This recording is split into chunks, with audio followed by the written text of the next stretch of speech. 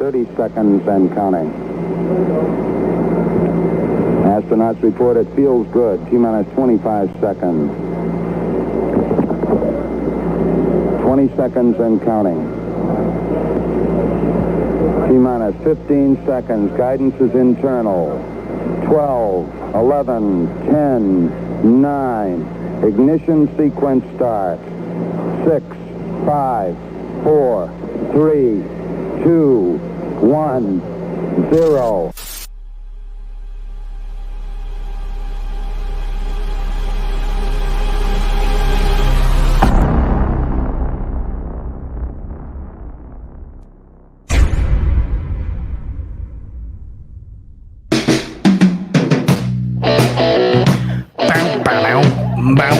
What is up, Buffalo Fanatics?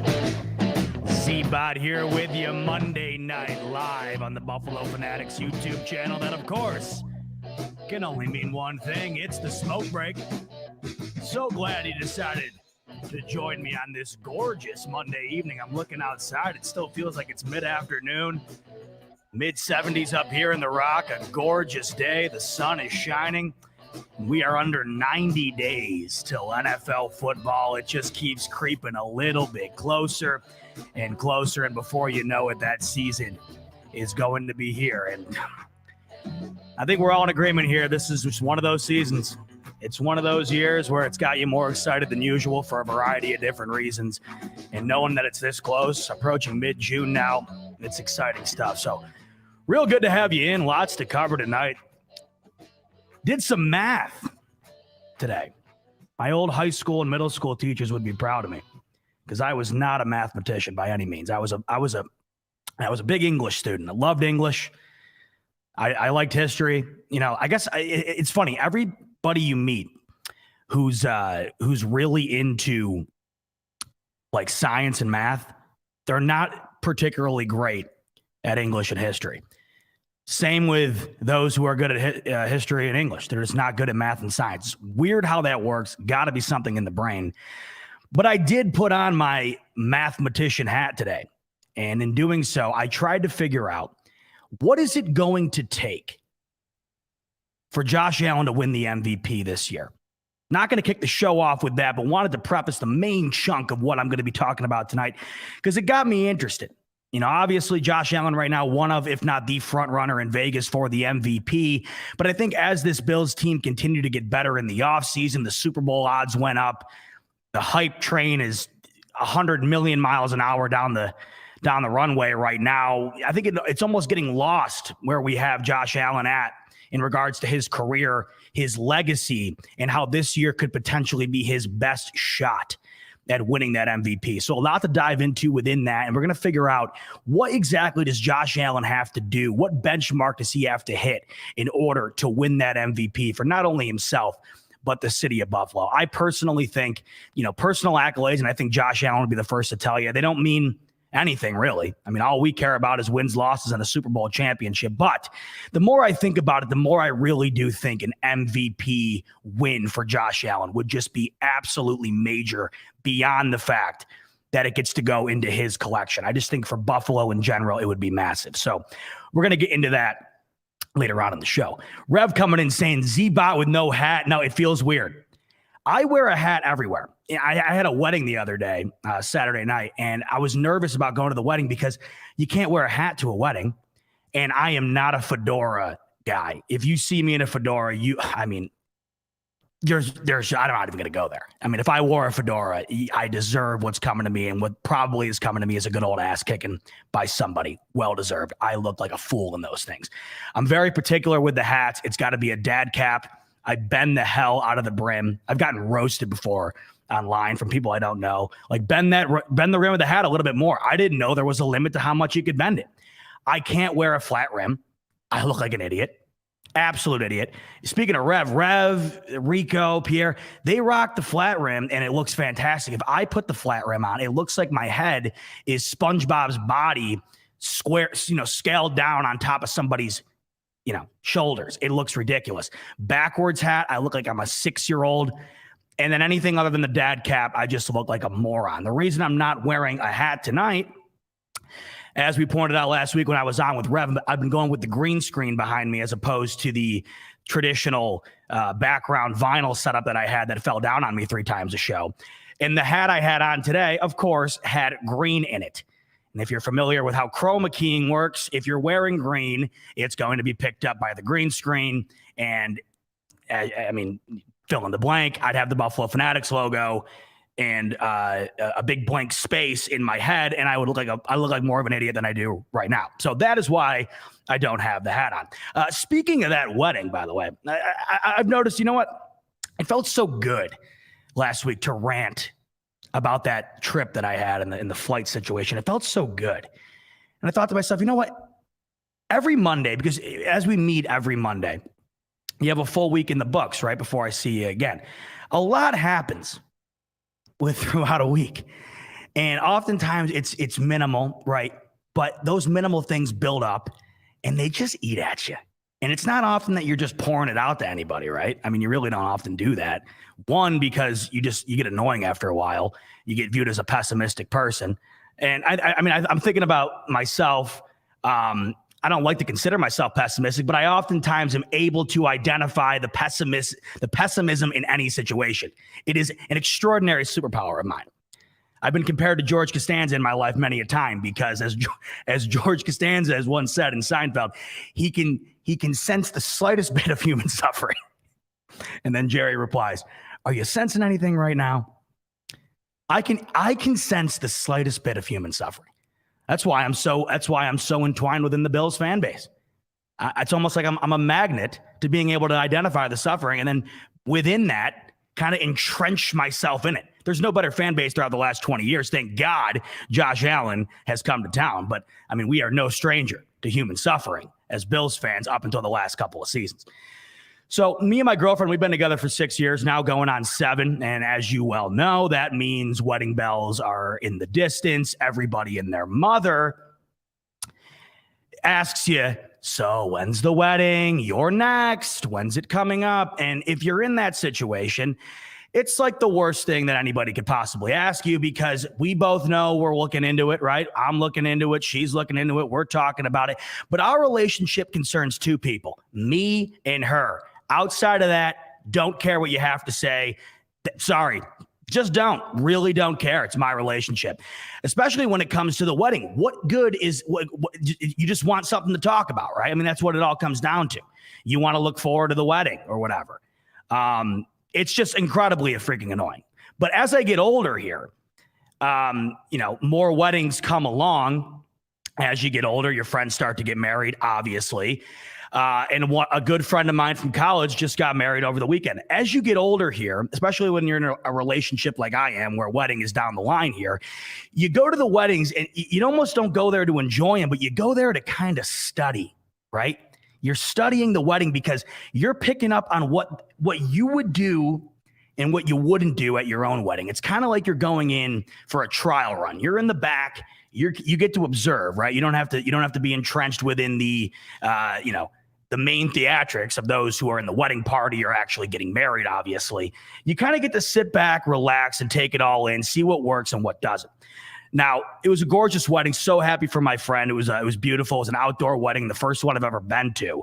I think that's great. I personally, I'm not an old school guy. I'm not in love with the idea of getting married in a church. I just think it's kind of boring. I don't know. I just think that it's supposed to be a fun day. It's supposed to be a fun day. I don't know how much fun you're going to have in a church pew. I'm having more fun outside the golf course. It was the first time in my life I've been to a wedding where it was actually encouraged to drink during the ceremony. Love that. But it was that element of the night that I learned. This was the lesson I learned from the wedding. And the problem here is it's no fault of the people planning and hosting the wedding, because how could you know? The place is gorgeous. You got all these people there. It's great. It's a beautiful night, right? You got all the loved ones there. Everything's set up. It looks perfect, right? And there's certain things that just aren't in your control. There's nothing you can do about the way people operate, act, work, whatever. There's only so much you can do. In my opinion, the wedding weddings they come down to a couple of very crucial factors. One in which, of course, is the bar situation. The bar situation, I mean, maybe I'm being over dramatic here, but it's like 95% of the importance when it comes to a wedding. Everybody's there for a good time, right? And the bar typically helps fuel the good time. Now, I don't really know anybody who does a cash bar anymore. It's pretty much open bar or bust at this point. I could give a crap what the liquor is. Well, top shelf, doesn't matter to me. I am not a needy guy. Doesn't matter. Couple of drinks with my friends, and we're off to the races. I don't care what it is. So they had it all set up. It was perfect. Open bar. And at first, I thought the bartenders were great. Thought they were super nice. They were pouring them up nice. They actually had specialty drinks on the menu based on the bride and groom. So I was drinking old fashions, which I haven't had one of those in forever. Those were great. But the night goes on, and I just don't understand people sometimes. This is somebody else's wedding. You're working at it. God knows how much is being spent to host the wedding here, to pay for you to work at this wedding. The two bartenders at this wedding were the two most miserable human beings I've ever encountered in my entire life. And that to me is just ludicrous, because there's nothing that my friend and her fiance could have done to address that situation. How the hell were they going to know those two were going to show up with sand in their underpants? They had no clue. So you go up to the bar with these people. First of all, they bail on the normal glassware. They start pouring up drinks, and I'm not kidding you, clear Dixie cups that you'd have at like a kid's birthday party. That wasn't ordered by my friend. That was just the way that they started rolling. In the beginning of the night, it wasn't like that. It was glassware, like it should be, right? We're talking legitimate plastic Dixie cups. Okay, whatever. I get it. Maybe you know the washing machine's full, or the whatever you call it.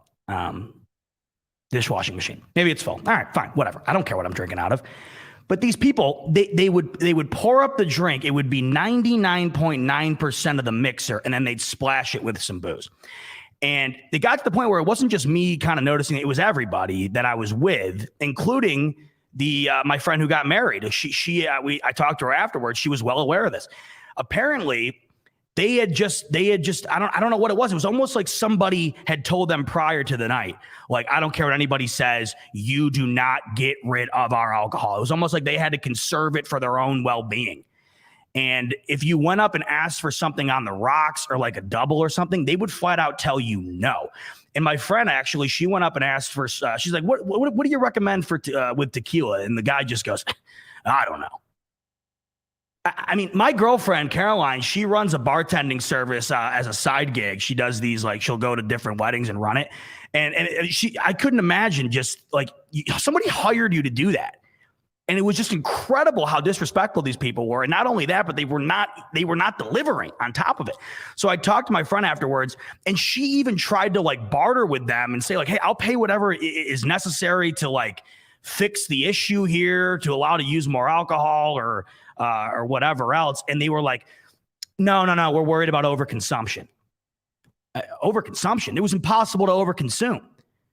So my lesson that I learned from this weekend, I am going to host an interview process for the bartenders at my wedding. They are going to make me drinks, each one of them. I'm going to have an open tryout. I'm going to host auditions. You're going to make me a drink. You're going to come out. You're going to bring it to me. And then I'm going to do a personality test on you, because it's not fair to anybody involved with planning that wedding to have to deal with people who are not only miserable, but are not doing their job correctly after you've paid God knows how much to do it. That's the lesson learned over the weekend. And I felt awful, and I shouldn't though, because my friend had a terrific night. She said it couldn't have went better for her, and that's all that matters, truly.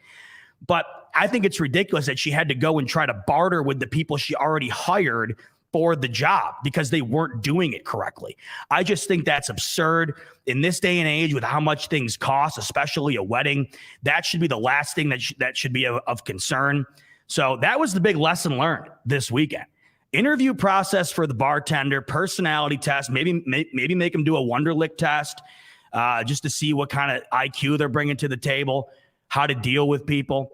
Because there's no way that my friend knew that was going to be the outcome when she, took on the gig, or she took on the place and the people she hired. There was no way.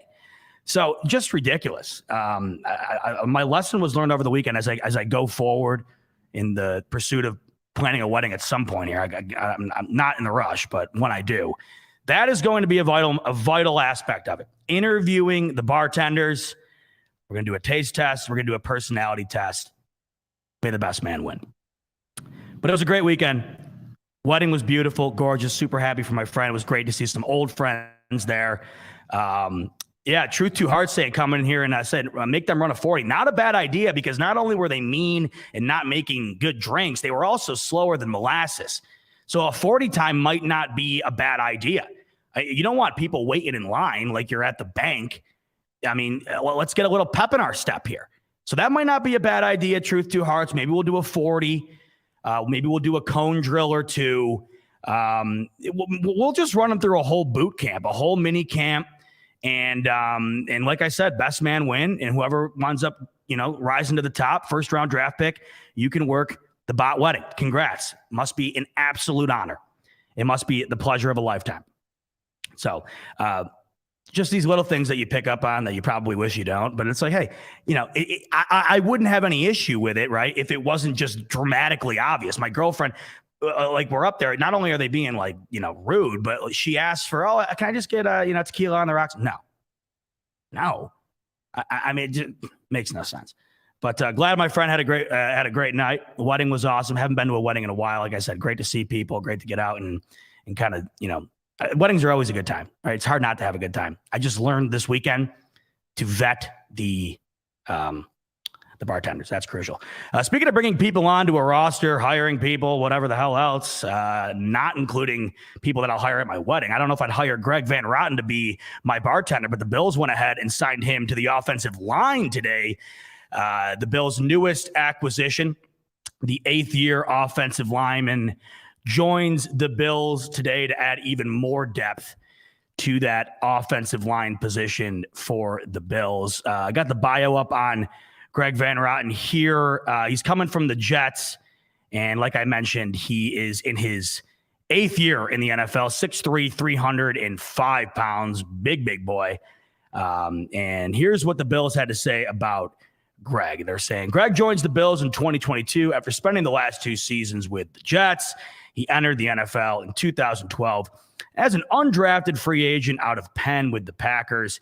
He played in 2012 and 2013 with Green Bay, and then he would move on to play with the Jets, like I mentioned, and the Panthers as well. So a couple of notable facts about Greg here. He started 50 of 75 career regular season games, and he's played in 2 playoff games, played in all 17 games last season for the Jets, and he started all 13 games that were played in the 2020 season for the Jets at guard. So I think one of the positions within this organization that the Bills thought, or maybe the fans thought, rather, that, could use some added depth. Not that any position couldn't, but the offensive line, of course, just the way that the Bills operate, the way that this team functions, you can never have too many guys at your disposal to protect Josh Allen. The Bills go out and add another depth piece today in Greg Van Roten. So he joins the squad from the New York Jets, and that's the latest acquisition for the Bills.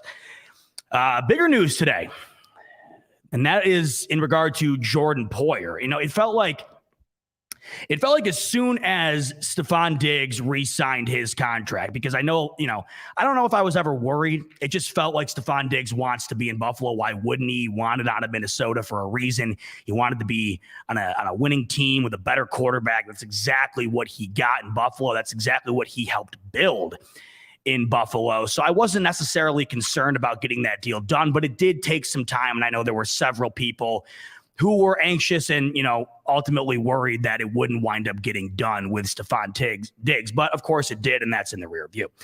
But then as soon as that contract got signed, it seemed like the worry then shifted to Jordan Poyer. I mean, I remember the day that Diggs signed his contract, it was almost an immediate shift to Jordan Poyer. And we haven't really gotten much of an update ever since that moment until today.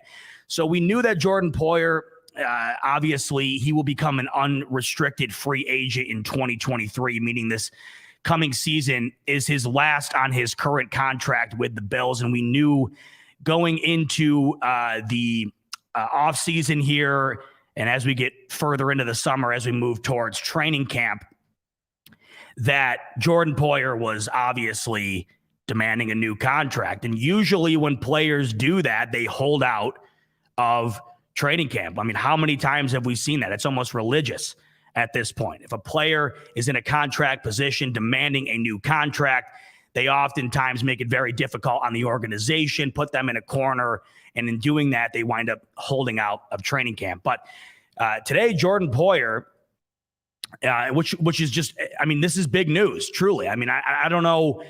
I don't know if everybody's kind of taking it as big news because it might not be the main storyline amongst the NFL news cycle today. But for the Bills, I mean, this is incredibly big news. And Adam Schefter tweeted out today around 10:30 that Jordan Poyer will attend the Bills minicamp this week, even though he's still seeking that contract extension. So Schefter would go on to say the Bills have been in communication with Poyer's agent, Drew Rosenhaus, and Kyle Lincoln about this situation. So listen, that tells me that Brandon Beane, I think if Schefter made a point to say that they've been in contact with the agent consistently, obviously there's something in play currently with Brandon Beane to try and keep Jordan Poyer around as long as he possibly can. You look at this defense, you look at how much it's upgraded this offseason alone.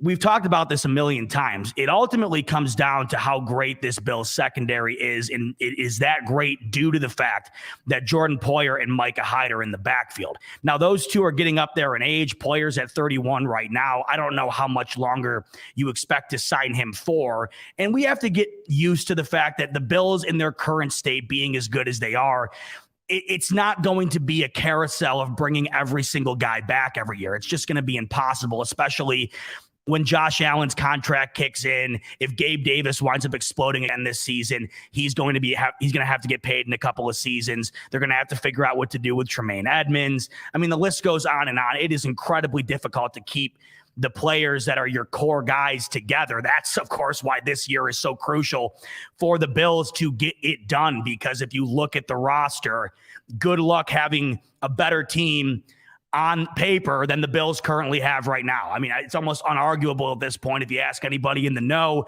the Bills have one of, if not the best roster in the league. Many would argue it is the overall best roster in the league. That is incredibly difficult to sustain. I mean, you look at New England throughout their reign of terror, just year after year.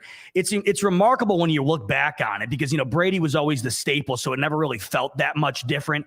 But those teams were awfully different from the various Super Bowls. It's incredible. If you go back and watch, even if you check out Brady's documentary there, The Man in the Arena, it's crazy to look at how different each individual team was. And that's what made that, what New England did so impressive. They were able to get the job done that many times with different personnel almost every time. That's what, makes it even that much more impressive. To keep the band together is next to impossible. I mean, we just saw the domino fall in Kansas City.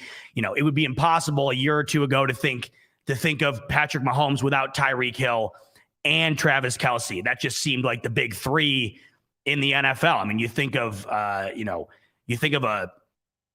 you were to think of three players, like in a group, one of the top three threesomes, I guess you could say, one of the top threesomes that would come to mind would, of course, be Patrick Mahomes and Tyreek Hill, Travis Kelce. They let him walk, and it made sense. I mean, you look at what Miami gave up for him, not only in draft capital, but of course, financially.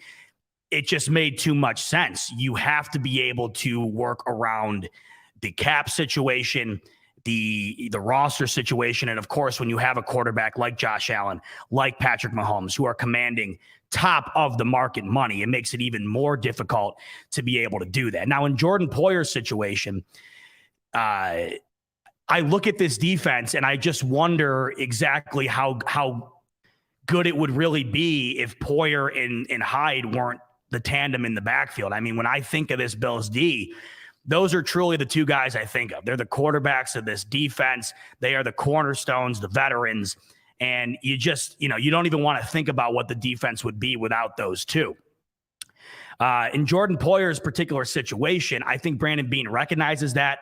I think Brandon Beane also recognizes the window that the Bills are currently in and would like to keep Jordan Poyer around for as long as he possibly can during the window in which the Bills have here to really maintain their dominance amongst the top of the league.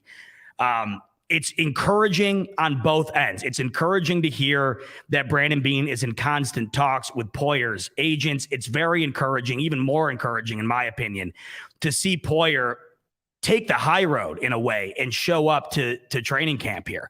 Poyer could make this incredibly difficult if he wanted to. And we've seen countless players throughout, the history of the NFL do so, and you can't blame them. I mean, at the end of the day, this is these guys' livelihood. It is a job, and it's a financially incentivized job. And Jordan Poyer has been one of the best in the business at his position, and he's been an integral part in the success of this Bills team over the last several seasons. So it's understandable that Jordan Poyer is in a situation where he is demanding a new contract, but to see him commit to minicamp here, I think is a hell of a sign. Now, I'm not expecting a long-term deal to get done with Jordan Poyer. It's the contract expires here in 2022, but based on him showing up, based on hearing that Brandon Beane is constantly in talks with the agents trying to work something out, that tells me, at least in my opinion, I see Jordan Poyer being brought back. Now, how long that's for, who knows? Nobody knows at this point. Obviously, you have him locked in for this season.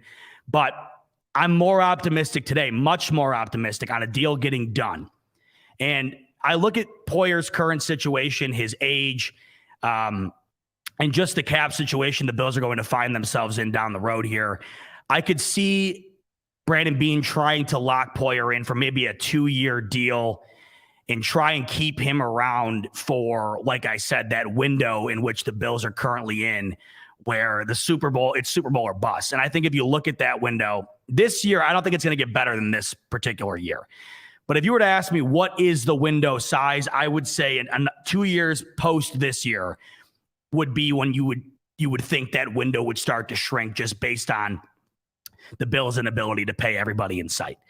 Unless the Bills continuously rotate in young guys who are immediately dominant, who immediately take over in a starting role and are able to substitute out veteran players who cost much more, which is obviously doable, but it's very difficult to do and it's very difficult to sustain. I just see that within, I think 3 years here is a very, it's to me, when I think about the window, that to me is about right in my mind. The window was open last year about as wide as it could possibly be, just based on the situation the Bills found themselves in the playoffs, and the road to the Super Bowl just seemed like it would never be easier. But now, based on the roster itself and what's in place currently in Buffalo this season, really, I think we all, it's so tough to describe it sometimes, but there's just an intangible feeling right now amongst the Bills fan base, and I can just feel it within the Bills organization. This just feels like the year where it has to happen. It just feels like that. They're all in. The chips are all in on the table. You don't go out and get Von Miller the way you do. You don't go get O.J. Howard, Jamison Crowder, these veteran guys in roles that clearly immediately impact where the Bills not only needed help, but also where they thrive. We've known since the offseason started here that Brandon Beane took a different approach than he has basically his entire career. And that's, we're done being conservative. We've built the house through the draft like promised, and it has worked out. We're living in an absolute pad right now. And now it's time to it's time to put the tweaks in. It's time to add to the foundation we've already built in order to capitalize on what has been built. That's what Brandon Beane has done. But that capitalization has to be done within a certain time frame if you want to truly soak every ounce out of what you have done. So I look at Jordan Poyer's situation, and I think that has to be on the mind of Brandon Beane. We've gotten this far. We have added so much to this team. It would be a real blow to lose a guy like Jordan Poyer after doing all of that. So I could see a 1 year or 2 year deal being tacked on to 2022 here. I really could. Today was very, very, what's the word? It's got me optimistic. That's what there's no better way to put it, really. I mean, there's a million other ways that this could have gone. You could have heard that they're not interested in pursuing it. You could have heard that Poyer was going to hold out. Variety of options. And it just didn't seem like it ever really got to that point because minicamp is this week, and it's not like Poyer wasted any time. Right out of the chutes, he addresses the fact that he will be on the roster. So I think that's incredibly, it's incredibly inspiring to us, to me as a fan. I just constantly look at what other fan bases have to deal with, and it's part of the business. I get it, but I just think that we have continuously we've just gotten so lucky. I mean, time after time, this team who just felt like there was no luck in sight. I mean, obviously, I think it all comes down to the fact that a lot of times you have to make your own luck. Brandon Beane has made his own luck throughout the last several seasons as he's continued to improve upon this roster. So maybe that's why, but it just seems like all the little things have just gone right when in the past they just never, ever did. And this might not seem massive. It might seem insignificant, but it isn't. This to me is just another one of those little things that went right. Another one of those little things that you didn't have to worry about. Another one of those little things that could potentially become a big thing that becomes a much broader concern in a season where you just don't want any concerns that are similar to that situation on the table. I mean, your entire focus wants to be on the main goal, and that's all they've done all season. It's been tunnel vision on the pursuit of a championship. Every aspect of this offseason has been that. And as we grow closer here, you don't want anything to get in the way. And seeing that news today, it is very encouraging. I think all of us should be encouraged by that news. And I think another thing you take from it too is even if you consider the possibility, which there of course is a possibility, that Jordan Poyer moves on, I just think it's added motivation for this season. I mean, once again, it all comes down to my personal thought process of this being the year where it's bowl or bust. I don't know how else you could possibly describe it. It's just never, ever felt quite like it feels right now. Every little aspect, from opening the season against the Rams, the 5 primetime games, Josh Allen, MVP favorite, the Super Bowl favorite. What more else do you really need to add to that sentence there? I mean, there's just a million things that have lined up to show not only Bills fans, but the entirety of the NFL fan base that the Bills are the team to beat this year. And within that organization, the mindset is, listen, I mean, we've gotten this close the last 2 seasons, in particular last year. I mean, last season they were an eyelash away, right? And they didn't sit on their hands. All they did was get better in the offseason. And that, of course, that has been the main indicator to show us fans that, look, they know what they got. They're no dummies, and they have doubled down on what has already been built in pursuit of what everybody in this chat wants, what everybody in that building wants. Frankly, anybody with a damn soul. I mean, unless you just suck. Sorry. I mean, unless you just suck, because I want nothing to do with you if you're like this. Like, it's like me, like last year. Like, who didn't want the Bengals to win that Super Bowl, right? I mean, as Bills fans, is there any Bills fan who didn't want the Bengals to win that? I mean, maybe there's a handful of them, I'm sure. And I saw reasons like, oh, you don't want Joe Burrow to win one before Allen or whatever. Okay, fine, I get it. But me personally, I like to root for the team and the fan base that I feel just deserves it. And I don't think there's anybody with a clear conscience who doesn't think the Bills fan base doesn't deserve a damn Super Bowl. I mean, you talk to anybody who's a fan of another team, and at least in my personal experience, unless they're just a diehard Bills hater, which I don't really meet many of those, I don't know about you guys. I don't often run into that. Anytime you meet somebody who's ultimately a fan of the NFL, who gets the game, right? Who gets what it's all about, who gets how passionate people are about their team in this sport, they are the ones who tell you, man, if it can't be my team, I want it to be the Bills. I mean, at the wedding over the weekend, like I was talking to you about, I talked to a Dolphins fan and a diehard Jets fan who both, we got to talking football, of course. And they both told me that. It's like when our seasons were inevitably done, I mean, rooting for the Bills. My best buddy, Nels, he's a Giants fan, right? He was out in North Dakota for school. He said that he had neighbors knocking on his door asking if he was all right because of how loud he was screaming for the Bills during that Chiefs game. He's not even a Bills fan. I mean, that's just the way it is, right? And I've felt that before. I have felt that while rooting for other teams in the playoffs when the Bills, of course, were never going to make it. It was always kind of like, hey, so who you're rooting for, right? And for me, it was always one, the team that was going to beat New England, right?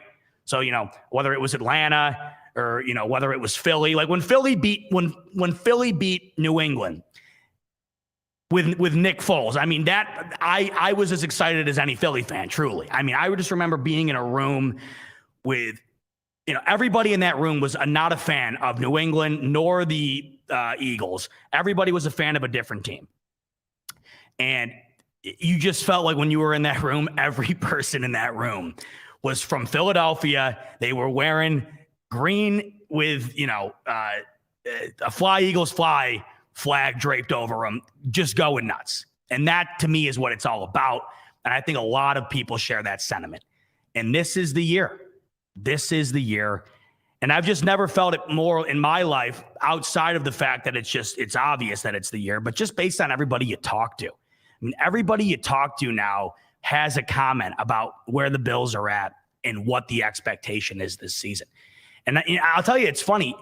You don't have anybody come, or at least I don't. I don't have anybody coming up to me and telling me it's BS. And that's the other thing. I don't have anybody coming up to me and telling me that Josh Allen shouldn't be the MVP frontrunner. I don't have anybody coming up and telling me that the Bills shouldn't be one of the favorites for the Super Bowl. It is common knowledge at this point. It's just a matter of the conversation piece being, do you think they can get it done and why? So that's where we're at. And that is my thoughts on the Jordan Poyer situation. Like I said, I think I see a small extension coming out of this. And I think that's the best solution for both parties. You know, it really feels like Jordan Poyer has become just one of those main faces of Buffalo alongside with Micah Hyde. And I got to think as he gets into the tail end of his career here, you know, why would you want to go bounce around the league, try and win another championship somewhere when, one, you've already built something special in Buffalo, and two, the odds of you winning one somewhere else aren't going to be any higher than they are in Buffalo. I just think it's a mutual win for both parties, and I hope that winds up being the case. Jason N coming in here saying, Z-Bot, serious question. Would you ever get a Buffalo tattoo? I absolutely would, Jason. Jason, I am waiting for wow. So hold on a minute. Maybe I spoke too soon because Kobe's coming in here saying, Z-Bot, if I paid you 10 grand, would you get a Buffalo tattoo? Okay. So I'm going to rewind this. Let's pretend we went back in time, Kobe. I wouldn't get a tattoo of the Bills, but now that Kobe's got 10 grand on the table, I absolutely would. So Kobe, Venmo, I'll put it in the description. I'm expecting 5 digits in the bank account by the time we close up shop tonight. No, but in all seriousness, I have been waiting. So I'm waiting. Since a little kid, and I'm not a tattoo guy. It's kind of like earlier when I was talking about the hat. Like I see people with sleeve tattoos. And I'm like, dude, that just looks killer. Like that's awesome. It looks sweet. Like great, especially when it's done awesome with super cool artwork. I would look like the biggest prick in town if I had a sleeve. It would not suit me well at all. And I have one tattoo. It's a Dave Matthews tattoo, and it's hidden. It's on the top of my leg. You couldn't see it unless you had me completely naked, and I can count on one finger the amount of people who see that. So I'm not a huge tattoo guy. But to answer the question, I absolutely would get a Buffalo Bills tattoo. And the only way I would do it, and the only time I'm going to do it, is when the Bills win a Super Bowl. I will probably schedule that tattoo appointment the day after. And I look forward to it because I had this whole, like I always play these scenarios out in my mind. And I have this whole scenario where I'm going to have a buddy of mine come and film the whole thing for you guys at the Fanatics, and we're going to make a day out of it. I mean, we're going to go and film the whole process. Because my pain threshold is not very high, I'll tell you that. So you're going to get me, wheezing, crying, huffing and puffing, sweating my ass off, I'm sure. It feels like it would be top tier, next level content. And that is what I'm all about. You guys know that. I mean, content. I mean, that's one of my favorite words. Content. Let me know what would be better than watching me get a Bills Super Bowl tattoo as I go through what would inevitably be a very painful experience. Because like I said, it's something that is not really up my alley. And I can only imagine, just how that would turn out. But I think about it a lot. I think about it often. So I think about what I would do. I oftentimes, when I do think about the Bills Super Bowl tattoo, I wish my dad would get it with me. I doubt he would, but that would make it twice as cool. I think that would be awesome. Jason wants me to invite Rico to get the tat. You're going to have to ask Rico. I mean, I did have him lose his blue cheese virginity. So, I mean, it's only right, I guess, that we go get the tat together. I mean, if you imagine, all right, now you got me going, Jason. Now imagine this day, right? Rico flies in back to Buffalo, right? All right, he gets in the morning. Boom, we're right over to Barbell right when it opens for lunch. Bang out some Barbell. We'll do a 10-piece Cajun honey butter barbecue with the blue cheese. Knock those down. Head over to the tattoo parlor. Me and Rico, next to each other. We got two guys or two ladies, whoever's in there working, tattooing away on us. Bill's tats, same location, same tat. Boom. Then once we get that done, we let them heal over at Arby's. We take our new tats over to Arby's. We show them off prominently within the Arby's. So whether they are on our leg or our back or wherever, they will be seen. The swelling, the redness, the bleeding, all of it in its raw totality as we eat Arby's boneless wings and beef and cheddars and curly fries. You let me know if it could get any better than that. You're going to have to get Rico to sign up on it. I don't know if he will, but I'll tell you right now, I'm all in. And that same goes for Rev. Same goes for Poyer. I mean, I'll get the whole damn squad up here. We'll get this whole squad up, man. We'll run out the tattoo parlor. We'll run out the tattoo parlor. We'll go live in there for all I care. I'll bring the equipment. We'll run it out in there. We'll get the tattoo artist going. I mean, the more I think about it, man, I mean, this is almost like this has to happen. Yeah. Wow. I mean, you really got me going here. Just imagine that, right? We go like how we did the draft coverage for like 8 hours? Imagine we just bring all the gear into the tattoo shop. We go live for like 8 hours and we're just getting Bill's tats, just jamming down barbell wings while we're doing it. And then we take our talents over to Arby's to cap the night off. I mean, that to me is like honeymoon status, right? That would be great. Jason wants me to do it live. I'll do it live. I'll be like Bill O'Reilly. Screw it. We'll do it live. I'm down for that. I am absolutely down to do it live. Because you never know what you're going to get when you're getting the tattoo, man. You don't know. Like, you just don't know what the pain's going to be like, how it's going to turn out. I mean, there's a variety of factors. But we're getting a little ahead of ourselves here. Can we win the damn Super Bowl first, and then I'll address the tattoo situation? But I promise you, I will definitely get the Bills Super Bowl tattoo when the Bills win the Super Bowl. So the thought process, I've always tried, I kind of try to, like, in my mind, play out what I want when that happens. And I hope to God my girlfriend doesn't see this. She's at work. She's probably not going to go back and watch it. I think she might leave me if I do it. If I get the Bills tat, that could be a deal breaker. But promises are made, and I'm not one to back out. That would be I got to deliver on it. I think I would do like so I don't know if I would do the standing buffalo or the modern buffalo. I think I'd probably go modern, just because I think that reflects the current state of I mean, that reflects my lifetime at least. I wasn't around for the standing buffalo. And then I think I would get Super Bowl champions around, and then maybe I'd get the trophy on it, like in the background behind the buffalo. I don't know. We have plenty of time to figure it out. Well, actually, hopefully we don't have a lot of time to figure out. I'll get this all locked in place by the time mid-February comes around. Oh my God, look who it is. It's the King, Jeff King, making his presence known. Let's get this party started right. Let's get this party started quickly. Good to see you, Bot. Jeff, always good to see you. Spoke on the phone the other day with Jeff King for 45 minutes. I got to tell you, I haven't had that good of a laugh in a long time. Jeff is the man. You already know that, but of course I have to double down on it every time I see Jeff's gorgeous avatar pop up in the chat here. But yeah, Jeff and I spoke on the phone the other day, just kind of recap. And Jeff wanted to reach out and let me know because Jeff, I wanted to bring this up. Jeff shared something. Oh, and by the way, I don't know who this David Pilata guy is, but I'll see you later, bro. I mean, this guy's got nothing good to say. So, David, peace, brother. Don't let the door hit you on the way out. David Pilata definitely eats his wings with ranch. See you on the other side, David. Anyhow, Jeff King rings me the other day. And this is something I thought was cool because I felt the same way as Rev and I were live last week. And Jeff kind of reached out and shared this with me.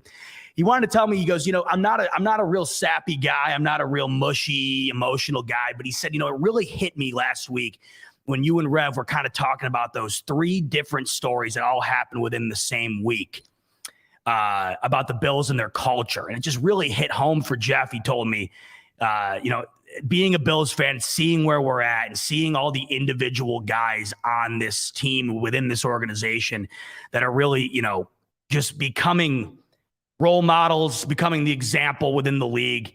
And I thought that was awesome to hear from Jeff because that's exactly how I feel. I mean, I don't find myself to be an overly emotional guy either, but I do get emotional and I do get sort of, I guess, mushy would be the word when it comes to stuff like that, because that stuff matters to me, especially as a fan. I think the players ultimately represent yourself when you are a fan of an organization. I think that that's just the way it goes. You are kind of, it's weird in a way, but you yourself are kind of represented by the organization that you root for, I think. You know how it is. I mean, you think about Cowboys fans. Oftentimes, if you know a Cowboys fan, it might be a little tough. If you're first meeting somebody and he's a Cowboys fan, Pats fan, whatever, it might take a little extra when you first meet this guy in order to say, all right, he's all right. It might take a little extra. You know what I'm saying? I think that stuff matters. And of course, when you just see stuff like Rev and I discussed last week, it's always great. And so Jeff reached out to share that with me, and I love that. Jeff, thank you again, my brother, for the super chat. And always nice to have you in here, my friend. Always is. Oh, Jason, your wife's a Cowboys fan. That's all right. That's all right. I mean, then that means you got the upper hand in the house now. You can never be mad at that. You got to take the victories where you can, Jason. You got to take the small ones where you can.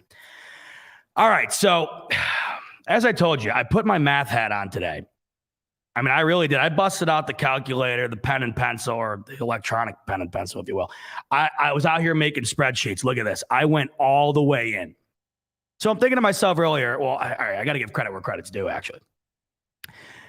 Listen, it's the off season, man. I mean, we've been grinding over here at the Buffalo Fanatics, and I got to tell you, I don't want to pat anybody. I don't want to pat myself or anybody else on the back. We don't like to do that here, but we've been grinding, man. And I would say, during the off season, it is very difficult to oftentimes come up with stuff. I think everybody within the network here has been absolutely crushing it. But today, I texted the boys. I go, man, I'm kind of hitting a content block here. I need some ideas. Rico, always to the rescue. He comes out. He says, why don't you talk about, Josh Allen and the MVP and kind of what's going to go into it, right? And I thought that was a really good idea he came up with, because I think oftentimes when you think about the MVP, one, I think it can often get characterized into not only a popularity contest, but it can be very politicized. I think a lot of times you are kind of told and indoctrinated into who you think should be the MVP.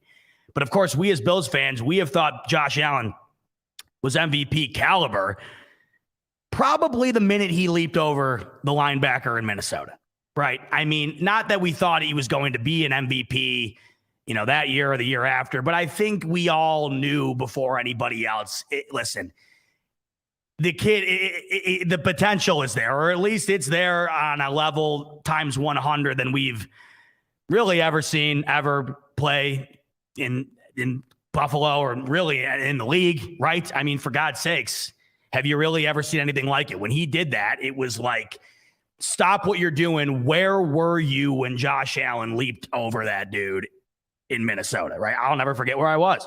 I was in college, and I remember I always remember that game because that was one of the biggest upsets in NFL history. The Bills were like 15-point underdogs that game. And it felt in that moment where it was like, oh, wow. Like that's what Brandon Beane meant when he said, or I don't even, what did he say? I mean, what didn't he say? That's what Brandon Beane meant when he took the guy in the draft, right? That's what he was looking forward to us seeing. My point here is, I think us Bills fans, we always knew the potential was there. Then, of course, as Josh Allen has rise to prominence and stardom, the rest of the league and fan bases have caught up to that notion. So I think now it is to the point where Josh Allen has, of course, crept into that political group of MVP candidates where going into the season, you are kind of told that Josh Allen should win the MVP this season, right?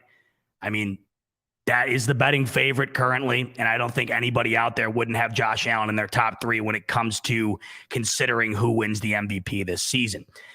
But I don't think I've ever really stepped back and thought, okay, well, Josh Allen's had 2 incredible seasons back-to-back, 2020 in particular, just based on the stats and essentially the rise compared to anything he had done prior. I mean, it just nobody saw it coming, especially the way it did. And he was very close to winning it in 2020. He comes in second to Rodgers, but I think that if Rodgers doesn't go out and have probably the greatest year of his career in the regular season that year, Josh Allen wins the MVP in 2020. So when Rico brought that up, I thought to myself, well, I don't know if I've ever really stepped back, especially recently here when the odds of Josh Allen being the MVP have become incredibly high. I don't think I've ever really looked into what I think it would actually take, what actually needs to be done in order for him to do so. And as I mentioned at the top of the show here, Josh Allen would be the first to tell you the individual accolades don't matter. I think anybody else within that organization would be too. Of course, that's the way they operate. And most guys do that too, or at least most guys who have a good head on their shoulders. And I think the majority of the fan base, nobody would choose the MVP over a Super Bowl or getting to a Super Bowl or whatever. Obviously, that doesn't even need to be said. But I'm just saying here, I think it gets discounted a bit. I think if Josh Allen were to win the MVP, I really do think that would be a major, major milestone for this organization. It truly would. It would solidify everything. I think the Super Bowl, of course, would be the ultimate dagger as to proving the Josh Allen experiment was one of the best, right? But him winning the MVP would really, truly be a major feat for this organization.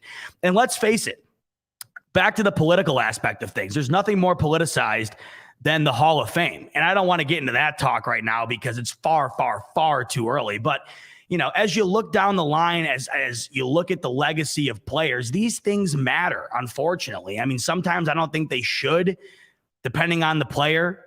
For instance, Eli Manning, if he doesn't win the second Super Bowl, is he a Hall of Famer? Even with the second Super Bowl, if Eli Manning isn't a Manning, is he a Hall of Famer, right? There's so many different aspects that go into it. There's so many different ways to get in and be left out. And I just think that when we look at the legacy of Josh Allen, which of course we want to live on far after he's done with the Bills, just like we've seen a very, very large amount compared to any other organization I've seen of the 90s Bills players and what they have been to this city ever since, what they've continued to be to this city ever since they wound up hanging up the cleats. I think everybody would love that to also be Josh Allen. And I think what we have seen thus far from him and how he fits the culture in Buffalo, it just seems like that would be the next phase. And I think if Josh Allen were to go through his career and ultimately, spend the majority, if not all of it in Buffalo and have it be as successful or nearly as successful as it has been so far, I just never see him phasing out of the Buffalo sphere like Jim Kelly, Thurman, Andre, like all of them have. They're always around. And Josh Allen just strikes me as that guy that would always be around. I don't think you'd ever lose the impact that Josh Allen would have on the organization, whether it would be on the field or far after he's done. And when I think of legacy, I think when a lot of people think of legacy, ultimately it comes down to two things at the quarterback position, and that's Super Bowl rings and MVPs. And if Josh Allen wants to really leave behind a legacy unlike any we've seen in Buffalo, an MVP, at least one, really, really, truly goes a long way. And the reason I think that this year is a pivotal year for Josh Allen's legacy is not only do I think it's the best year or the best opportunity or one of the best opportunities he will have his entire career to win an MVP, but I also think it's one of his best opportunities, to win a Super Bowl. I also think it's one of his best opportunities to win an MVP. I think those two go hand in hand. Oftentimes, when a team is good enough to win a Super Bowl, it means they are led by a quarterback who's good enough to win an MVP. How often you're going to get that opportunity, we know in this league, it's not often, it's not long, and those windows can close very shortly. So in looking at Josh Allen and the current situation going into this year, I think the window to win the MVP is just as open as it is with the Super Bowl. And I also think that window can close just as quickly as that Super Bowl window can too. Because when you look at the roster, everything goes in to the ultimate quarterback award, the MVP. I mean, there hasn't been a winner.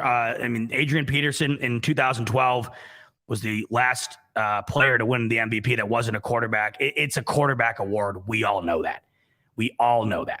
And I think everybody who looks at the overall, logistics that go into an MVP win, it goes far beyond the quarterback itself. It oftentimes goes into incredible wide receiver play, incredible line play, a presence of a good run game. And then I think the defense also plays a part in it too.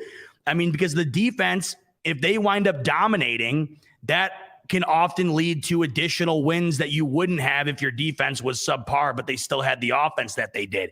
And who's judged more on wins and losses than a quarterback? Nobody. And that also, of course, is a major legacy piece, and that ultimately goes in to winning an MVP. So what I did is I went through and looked at the last 10 MVP winners that were quarterbacks. The only one I left off within the last decade was, like I said, Adrian Peterson, 2012.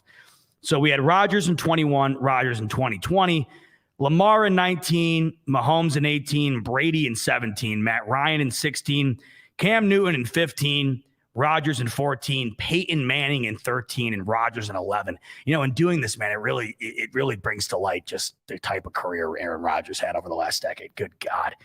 Four of the last 10 quarterback MVP wins were Aaron Rodgers. It's truly remarkable. So what I did is I went through and I looked at a variety of different stats that ultimately led to this quarterback winning the MVP. And no stat, I think, was more crucial and more consistent than the win-loss column. So I'm going to start there. But before I do, I would like to give a shout out to our new friends over at Dynasty Owner. You heard me talk about them last week. I'm sure you've heard Rico and Rev talk about them. Dynasty Owner is a new partner of ours here at Buffalo Fanatics, and we're super stoked to be partnered up with them because they offer one of the most unique, fun, and exciting fantasy football experiences that's out there. It's unlike any fantasy football you've ever played, and we're stoked to have Dynasty Owner be a partner of Buffalo Fanatics. So here is a quick word from the folks over at Dynasty Owner. You've never experienced fantasy football quite like this. Unlike the other fantasy football platforms, Dynasty Owner uses real NFL salaries and salary cap, bench scoring, clutch scoring systems, and a variety of other options to make Dynasty Owner unlike any other fantasy football experience you've ever had. Do you have what it takes to be the best Dynasty Owner in the league? Download the Dynasty Owner app on the App Store or Google Play today to find out. I'll tell you, whoever did that voiceover work, sexiest voice I've ever heard, and definitely doesn't sound like he smokes cigarettes. Definitely doesn't sound like he has damaged lymph nodes. Great work by that guy. That's our friends over at Dynasty Owner. Go check them out on the App Store or the Google Play Store and get to it. You don't even have to wait till the football season. Dynasty Owner Fantasy runs year-round. You can do some really cool things on that app. So go check them out. Dynasty Owner over at the App Store or the Google Play Store. All right, so back to the MVP situation and kind of the experiment that I went through here to take a look at what I think Josh Allen needs to do this season in order to win the MVP. What benchmarks does he have to hit? The one thing that really stood out to me, and this goes back to what I was just talking about. Yes, the MVP is a quarterback award. And oftentimes, I wouldn't even say oftentimes, all the time, the win-loss column is judged upon the quarterback. I know there's plenty of people out there who say, wins and losses aren't a quarterback stat. I get it, but, the harsh reality is they are. I mean, they are. Whether you believe they are or not is fine. The way that it's perceived amongst literally everybody else, right? I mean, like 99% of people is that it is. The way that it's perceived by the MVP voters, it is. The Hall of Fame committee, it is. So whether you believe it is or isn't, that's fine. But the people that are in charge of giving out these awards and gold jackets and whatever else, I mean, there's really nothing else that matters more. And the one thing that I noticed amongst these last 10 MVP wins by quarterbacks, the worst record that a quarterback had in an MVP year was 11-5. That was the worst record, and that was Matt Ryan back in 2016. It's incredible the records that every single one of these teams had. If you look across the statistics here, 1, 2, 3, 4, 5, 6 out of the 10 had 13 wins or more. So we're talking utter dominance, and that's, of course, during the 16-game format. Rodgers 13-3 the last 2 seasons. Cam Newton went 15-1. Rodgers also went 14-1, not starting in the final game in 2011. 11-5 being the worst record is crazy because the Bills were 11-6 last year, and they felt leaps and bounds better than 11-6. Just goes to show you what really went into these MVPs. The most consistent stat out of everything in comparison to all 10 of these wins was the win-loss column. The only outlier was Matt Ryan, and it was 11-5. It wasn't like they were 9-7. So right off the bat, without really having to calculate anything or go through and crunch numbers, the Bills are going to have to hit 12, 13 wins minimum this year if Josh Allen wants to hit the MVP. Because there's going to be another team or two with an exceptional quarterback who's going to do that. And if it's going to come down to a tiebreaker, a coin flip, or trying to compare Josh Allen to somebody else, that will be a major factor in deciding who wins it.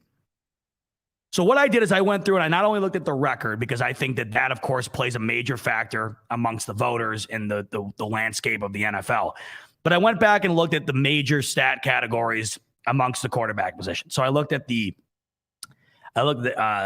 passing completion percentage, the yards thrown in the season, the touchdowns thrown in the season, the interceptions thrown in the season, and then the quarterback rating for the entire year. 3 of the quarterbacks I took into account their rushing stats because that ultimately propelled them to the MVP. Maybe not so much Patrick Mahomes in 2018, but I don't think it hurt.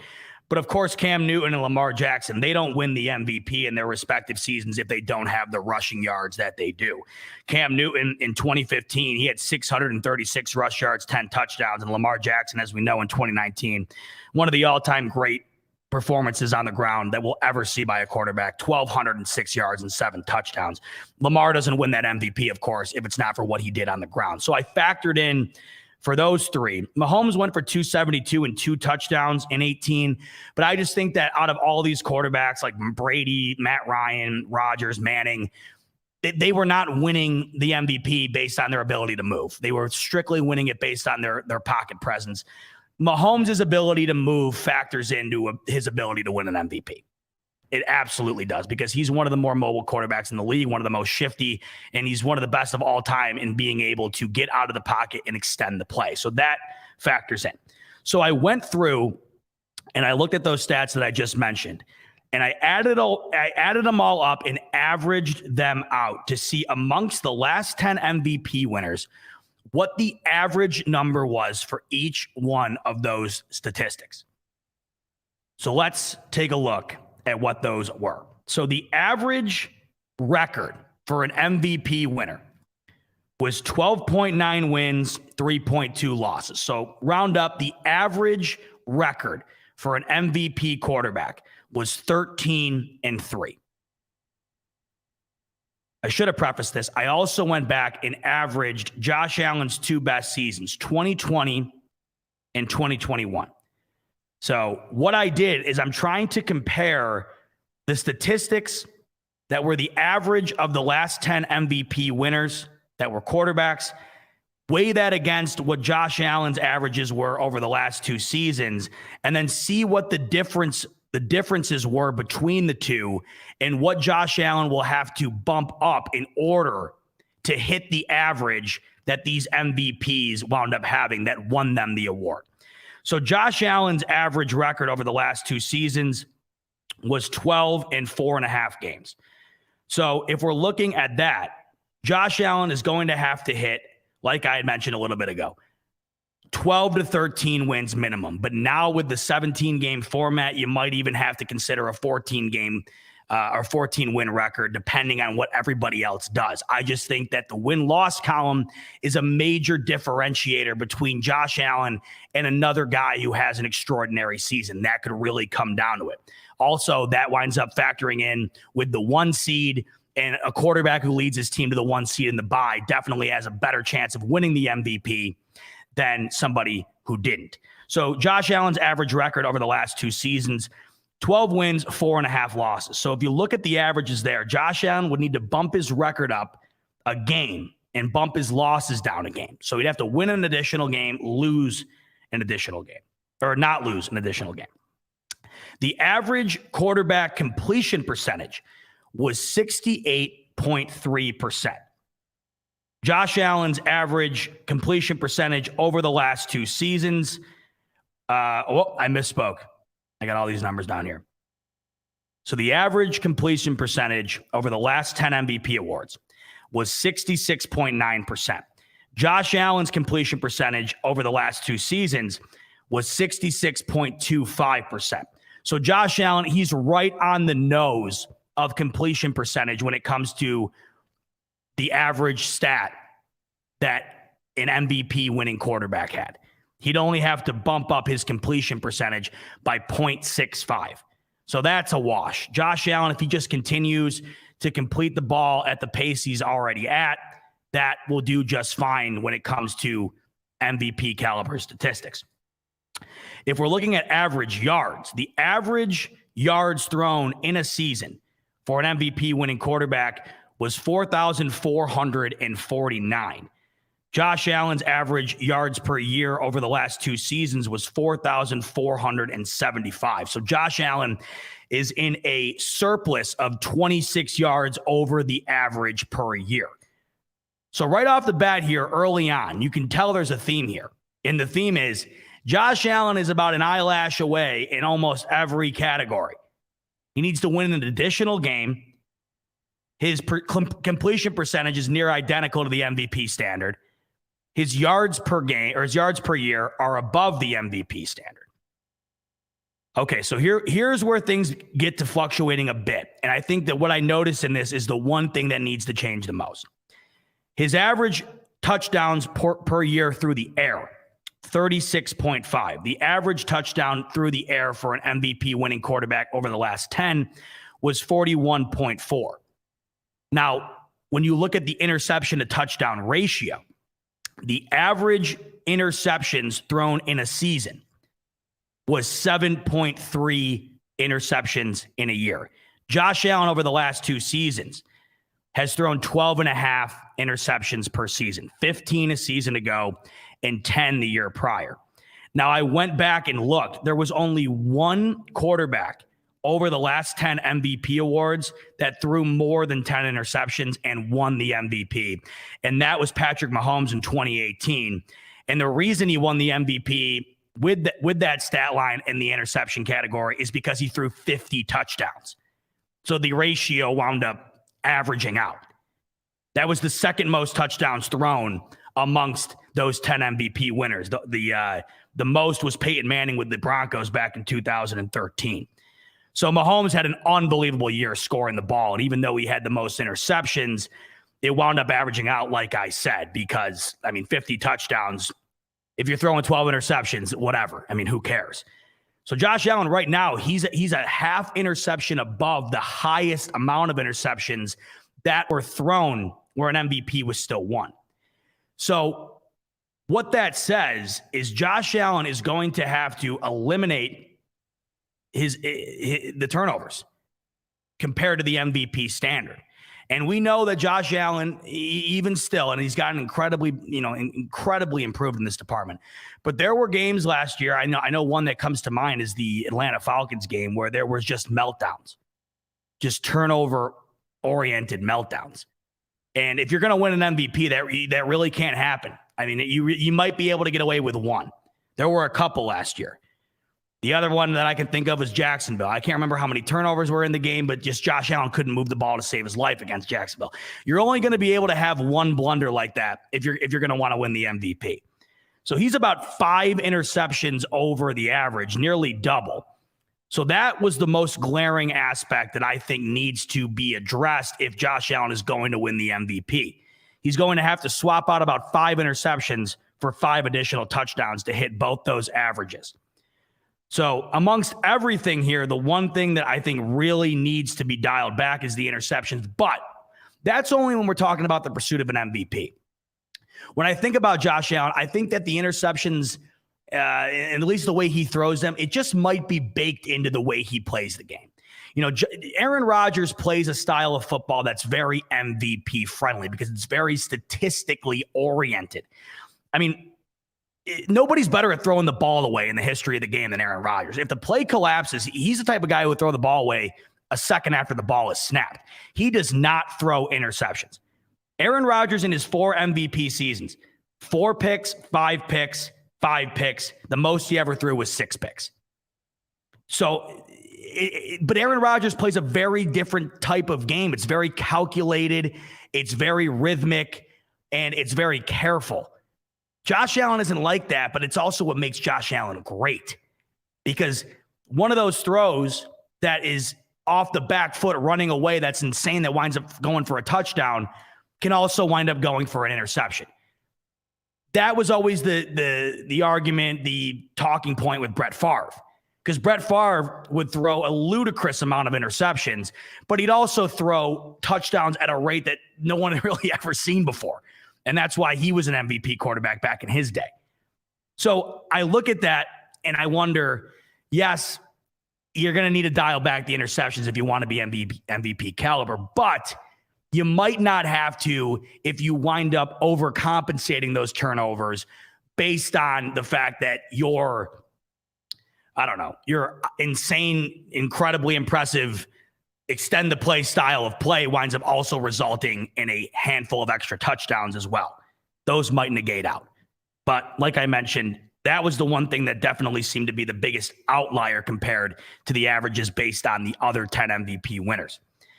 And then we got down to quarterback rating. So the average quarterback rating amongst those 10 MVPs was 112.96. Allen over the last 2 seasons, 99.7. So, you know, a bit of improvement there too, as well, if you're going to want to hit the MVP average, but he's still floating around 100.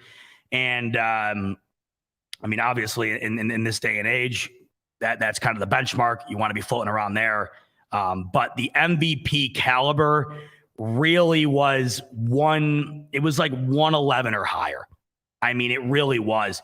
There were only a couple of outliers to that average. One was Cam Newton in 15.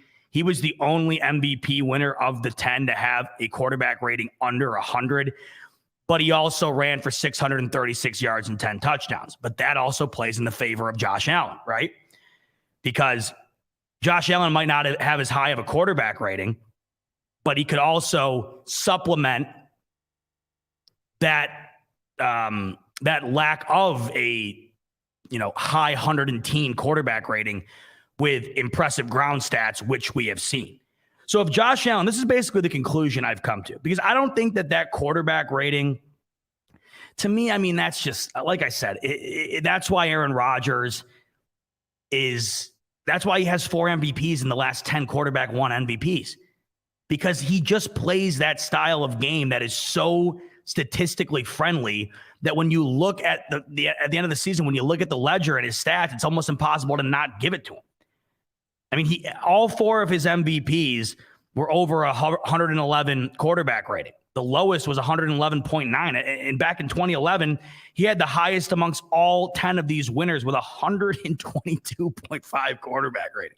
But that's just the way he plays the game. But he doesn't bring to the table what Josh Allen does, and that's the physicality, the ability to run the ball. So I look at Josh Allen and his rushing stats last year. 763 yards on the ground and 6 touchdowns. That was more yards on the ground than Cam Newton had in 2015. And it was the same amount of touchdowns, or right around the same amount of touchdowns that Lamar Jackson had on the ground in his MVP season. Now, of course, MVP for Lamar Jackson was won based on the fact that he ran for over 1,000 yards. He ran for 1,206 yards. Absurd. And don't expect Allen to do that, nor should we want him to do that. If Allen's running for over 1,000 yards, there's a problem. I do not want that. But even the season prior, Josh Allen had about 350 yards less on the ground in 2020 than he did in 2021, but he also had 2 additional touchdowns. He had 8 rushing touchdowns in 2020. So on average on the ground over the last 2 seasons, Josh Allen is just under 600 yards on the ground, and he averages 7 rushing touchdowns a season. So when you combine the touchdowns through the air with the rushing average, he's at around 44 touchdowns a season. And when you look at the touchdowns thrown by Rodgers and Brady and Matt Ryan, the guys who weren't running the ball in the end zone, it almost winds up washing it out. So ultimately, here were the differences. These were the exact number differences between Josh Allen's last 2 seasons on average and the last 10 MVP winners on average. He's 0.09, or I'll just round up on that. He's 1 game shy in the win column, 1 game over in the loss column. He's 0.65% short on the passer rating. He's above average in the yards per season. He's about 5 touchdowns under the average touchdowns per season. He's about 5 interceptions over the average per season. He's about 13 points. He's about 13 points under the average quarterback rating. And as far as the 3 mobile quarterbacks are concerned, he's about 100 yards on the ground on average lower, and he's just under a touchdown lower as well. So if you break it down, what you wind up coming to the conclusion, or what the conclusion you wind up reaching, the guy is an MVP caliber quarterback, no question. And I think going into this season and looking at the stats over the last 2 seasons, it's safe to say that with a roster this year that I believe is the best amongst those 3 seasons. I think it's 100% the best. I think that if Josh Allen simply can stay on par with what he's done, but if he can also sprinkle in a few of the performances that we saw in the playoffs, I mean, if he sprinkles in a game that even remotely resembles the Chiefs or Patriots game, there's 17 games, if he can sprinkle in 3 of those games where it's just like, my good God, like you're just like, am I not watching the greatest to ever do it here? That type of performance. 17 games, 3, 6, 9, 12. So that's like, if you can get 1/6 of the season to be that, and then the rest to be on par with what he's done over the last 2 years, I think that hits the threshold for MVP. The bar that has been set for MVP, if this is the bar at my eyelash, Josh Allen's at my eyeball. I mean, it's this close. And I look at this year and the roster, what he's already accomplished and what the others who have won the award have accomplished. The fact that he is the betting favorite for MVP makes an incredible amount of sense. It makes an incredible amount of sense. And it's good. I think it's a good value bet to take Josh Allen. Because not only is he right there right now at that amongst almost every single one of those averages, but I think that this year he has the best roster within the last 3 seasons that he's had. So you factor that in, and it is without question. It is without question a major, major, major possibility for Josh Allen this year. And I don't think I really, up until now, I haven't really broke down, because ultimately this award, it just does come down to the numbers. It really does. I mean, there's nothing really else to it. Yes, the eye test plays a factor, but like I keep saying, that's why Aaron Rodgers has won 4 of the last 10 quarterback won MVPs. It's because of the numbers. You can't look at those numbers at the end of the year and argue against giving the guy the award. It's too tough. The numbers are too good. But Allen's right there with an aspect of his game that the majority of these winners do not have, and that's the mobile game. That's the rushing game. So with all that in consideration, I think that means 2 things. One, the fact that he is the betting favorite for MVP is 100% justified. And 2, the fact that the Bills are the Super Bowl favorite is also justified, because I think that those 2 things go hand in hand. And that's why I think that this year is the best year, the best possibility for Allen to obtain both a Super Bowl ring and an MVP. And it makes me smile, man, to look at these, to look at what needs to be done, to look at where Allen's at and where the league average is for MVP, and how just unbelievably close he is in every single category, with an aspect of his game, like I keep saying, that the vast majority of these guys did not have. And that's the ability to extend the play and get upfield, run the ball for an absurd amount of yards, and get in the end zone. I mean, 14 touchdowns on the ground over the last 2 seasons. So there it is, folks. There is your ZBot math lesson for the year. You're not going to get that ever again, until, of course, I got to break down Josh Allen's next MVP. But I'm glad I did this, because it definitely put it definitely put into perspective why Josh Allen is the MVP betting favorite. Not only because of what you see when you watch him, just the overall, like, oh my God, like, dude, like, what, this guy, but the numbers are there. It's just if the notch is at, if the volume notch is at 9, the tick up to 10 gets the MVP, in my opinion. And you tack that on with the fact that they have the roster they do this year, that's built to have potentially the best record in the AFC, that's built to get the 1 seed. MVP's in the cards. MVP's in the cards. Super Bowl in the cards. Oh, what a time to be alive, Bills Mafia. Oh my God. All right, what's Andre saying? I see people people are saying Andre's in here talking some cap. Let's see what he's got to say. All right, Andre, that will not 3-layer defense. Hello, Rams, Ramsey, Wagner, Donald. So Andre, I'm guessing a Rams fan. Welcome to the show, Andre. That will not happen against the Rams. What a large target. It's like shooting the basketball in the Pacific Ocean. All I will say is timber. Listen, hey, look, that game, I mean, that's what I said when the schedule came out. That game is incredibly, I just think it's incredibly telling for both of those teams. You got the team who just came off the Super Bowl win. You got the team that's the current favorite to win this year's Super Bowl. I think that game really gives us a perspective of how the season, what we can expect from both teams, win or lose. If both teams go out and ball out, that tells us, well, yeah, I mean, that just goes to show us they are who we thought they were. But if one team completely lays an egg, you got to reevaluate. Now, you don't hang your hat on one game, but that game is huge. You know how it is. It's a narrative-driven league.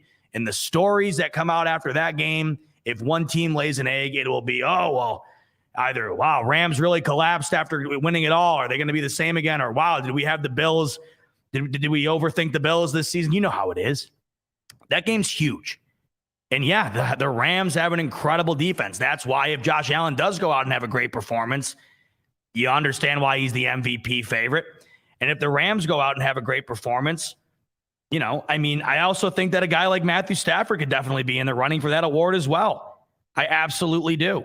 With that roster, with how weak the NFC is, I think that Matthew Stafford 100% is in play for that award. That game is huge, obviously, for both teams. But I think if you want to get down to it, since we're talking about MVP, that game could really be pivotal for both quarterbacks, perhaps when the season comes to an end, if they both have great years. So, I mean, like I've told you a million times about that game. I can't remember a time I've ever been more excited in my life. I mean, holy cow. Oh, my God, that game. I just can't wait. I really cannot wait. Oh, my God. I can't believe we're less than 90 days away from that. I mean, seriously.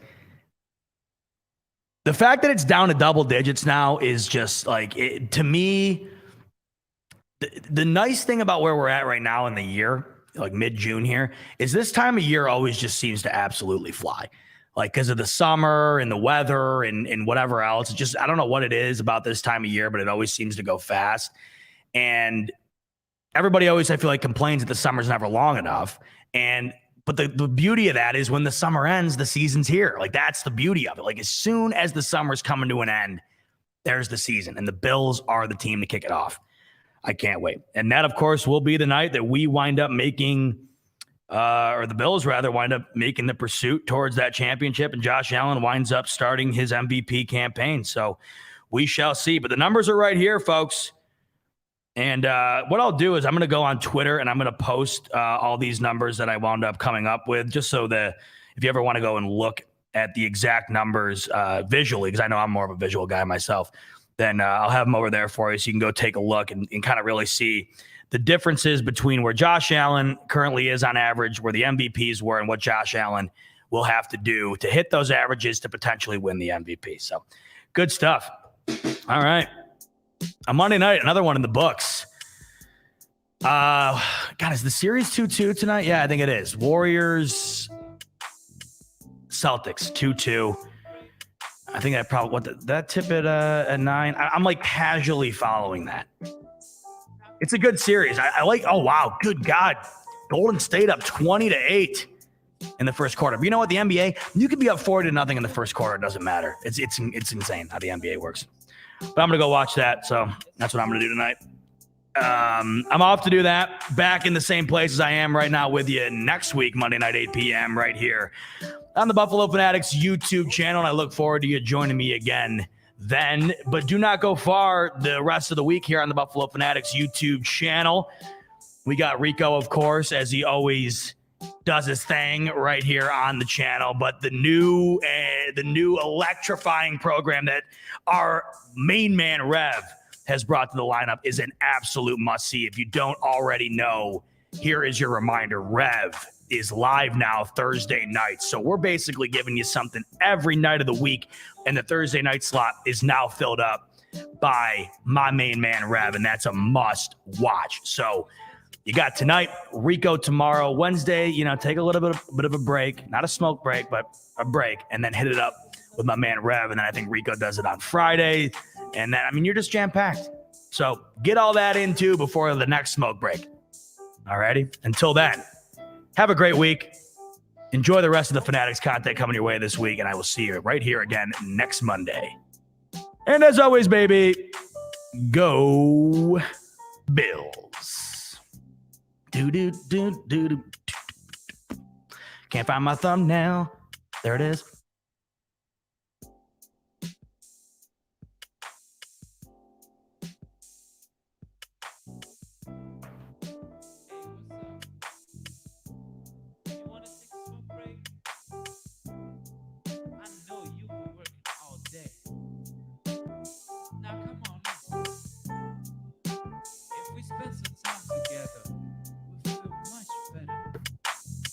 It's good for you. Come on.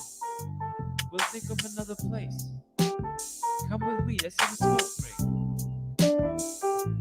Nah, it's just a normal break.